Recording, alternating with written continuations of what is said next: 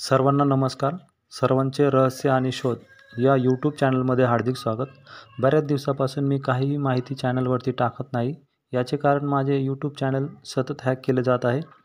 असो, आज घडीला भारतामध्ये काय घटना घडत आहेत याची न्यूज चॅनलवाले आपल्याला काही कल्पना देत नाहीत. त्यातीलच एक बातमी अशी आहे की बोधगया महाविहार येथे 12 फेब्रुवारीपासून आमरण उपोषण चालू आहे. यात बऱ्याच भंतेंची प्रकृती खालावली आहे, परंतु भारतातील मीडिया आपल्याला का दाखवत नाहीत? या महाविहारावर ब्राह्मण का कब्जा करून आहेत? असे का घडले? त्या अगोदर आपण चॅनलचा हेतू पाहूया. या चॅनलवरून कोणत्याही जाती, धर्म, वर्णावर आधारित द्वेष निर्माण करण्याचे कार्य करणे नाही, तर समाजात अंधविश्वास, पाखंड, भेदभाव, बंधुगिरी नष्ट करून समाजात एक चांगली विचारधारा आणि संत महापुरुषांचा खरा चेहरा दृष्टिकोन समाजाच्या समोर आणून समस्त मानवजातीला सुख, समृद्धी व प्रगतीपथावर घेऊन जाणे हा आहे. वैज्ञानिक दृष्टिकोन ठेवला तरच मानवजातीचा विकास होऊ शकतो, हेच यातून सिद्ध होते. आता तुम्ही आजपर्यंत कधीही हिंदू मंदिरामध्ये शीख, ख्रिश्चन, मुस्लिम कार्यभार स्वीकारताना पाहिले आहेत का? एखाद्या मुस्लिम ट्रस्टमध्ये एखादा हिंदू चालवताना दिसतो का? किंवा ख्रिश्चन मिशनरीमध्ये हिंदू किंवा मुस्लिम चालवताना दिसतो का? तर उत्तर असेल नाही. परंतु तुम्ही कधी बोधगया येथील महाविहार पाहिले आहे का? हे महाविहार हिंदू चालवत आहे. याचे कारण काय असेल हे आपण पुढे पाहूया. त्याआधी आपण पाहू हे महाविहार म्हणजे काय आहे. महाबोधी महाविहार बोधगया या ठिकाणी तथागत गौतम बुद्धांना ज्ञान प्राप्त झाले आहे. त्यामुळे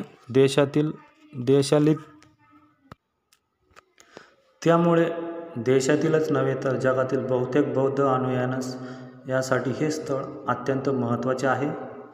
म्हणून सर्वच अनुयायी व पर्यटक येथे मोठ्या प्रमाणात दान करत असतात. ते यासाठी की या ऐतिहासिक स्थळाचे पावित्र्य कायम राहावे, बौद्ध धर्माचा प्रचार व प्रसार हो आणि जे काही बहुजनांना इतिहास माहीत आहे तो पुस्तकात रूपांतर हो. परंतु यावर हा मिळालेला पैसा अजिबात खर्च होताना दिसत नाही. उलट तथागत ज्या कर्मकांडाच्या विरोधात होते तेच येथे घडताना दिसत आहे. या आंदोलनाची कुठेही मीडिया दखल घेताना दिसत नाही, परंतु जे बहुजन यूट्यूबनुसार इतिहासाच्या गोष्टी दाखवतात त्यांच्या माध्यमातून जनतेला ह्या कर्मकांड माहीत होत आहे. या बौद्धांच्या पवित्र स्थळावर ब्राह्मण कब्जा करून बसले आहेत. असे का? तर 1949मध्ये एक कायदा बनवून घेतला आणि असे आहे की जन्माच्या आधारावर ब्राह्मणांना महाविहाराचे सदस्य बनवले गेले. म्हणजे जमीन बौद्ध विहार, इतिहास बौद्धांचा, परंतु त्यावर अधिकार गाजवणारे मॅनेजमेंट ब्राह्मणी. बौद्धांचा असा आरोप आहे की येथील मॅनेजमेंट या बुद्ध विहाराला मंदिर संबोधित करत आहेत. कधी येथील ब्राह्मण सदस्य विष्णू मंदिर म्हणतात, कधी शिव मंदिर म्हणतात. या महाविहारात ब्राह्मणी पद्धतीने पूजापाठ करण्यात येत आहे.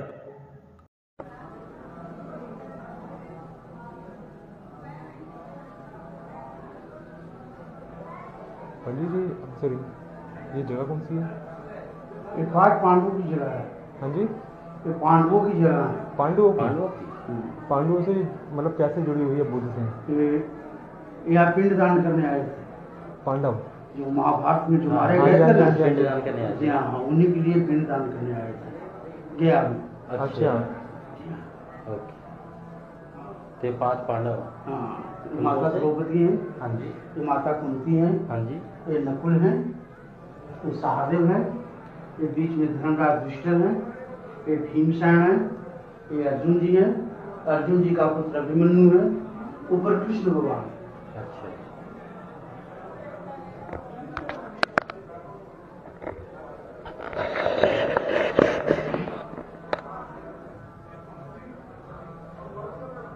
सब तो लेकिन देखने में तथागत बुद्ध जैसे लग रहे हैं। सब बुद्ध हैं, लेकिन नवा का मान करके पांडवों की पूजा करते हैं।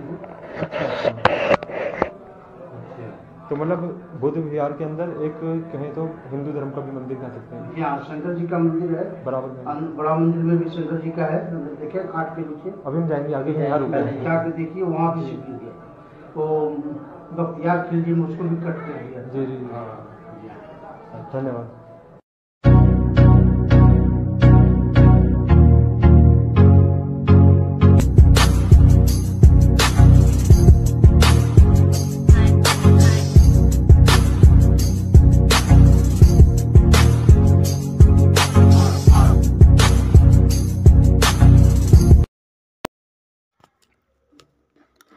आता तुम्ही पाहू शकता विहारातील हा पुजारी या मूर्त्यांना पांडव संबोधित आहे.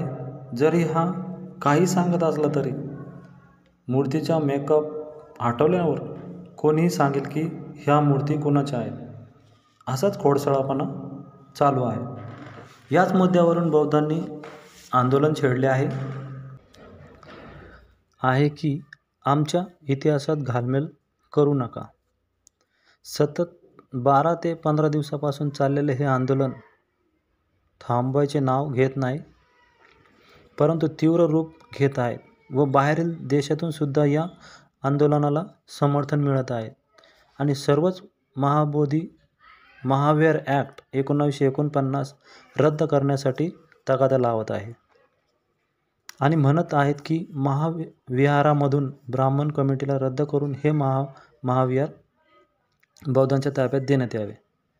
आता पाहूया महाविहार ॲक्टच्या कलम 2 मध्ये असे लिहिले आहे की मंदिर, जमीन आणि महंत या शब्दांचा वापर केला आहे. या ॲक्टच्या कलम 3 मध्ये ब्राह्मण महंतला जन्माच्या आधारावर ट्रस्टचे सदस्यत्व बहाल केले आहे. कलम 10 मधील 4 मध्ये असे लिहिले आहे, मंदिराच्या आत पूजा पाठ विधी आणि मंदिर जागेवर पिंडदान करण्याचे कार्य होईल. कलम 11 मध्ये हिंदू आणि बौद्ध दोघांनाही पूजापाठ, धार्मिक विधी आणि पिंडदान यासाठी मंदिर जागेवर जाण्याचा अधिकार असेल. कलम 12 मध्ये असे लिहिले आहे की जर हिंदू आणि बौद्ध यांच्यात काही वाद झाल्यास अंतिम निर्णय हा राज्य सरकारचा असेल आणि हाच कायदा 1949 रद्द करण्यासाठी आंदोलन होत आहे. महाविहार हे काही आत्ताचे किंवा काल्पनिक वास्तू नाही. जेव्हा हेंगसांग भारतात प्रवास करण्यासाठी आले होते, हेंगसांग महाविहार मध्ये 629 ते 645 म्हणजे 7व्या शतकात आले. तेव्हा त्यांनी या ठिकाणी बुद्धमूर्ती, महाबोधी वृक्ष व स्तूप आणि विहारे त्यांना आढळली, असे त्यांनी त्यांच्या प्रवास वर्णनामध्ये लिहून ठेवले आहे.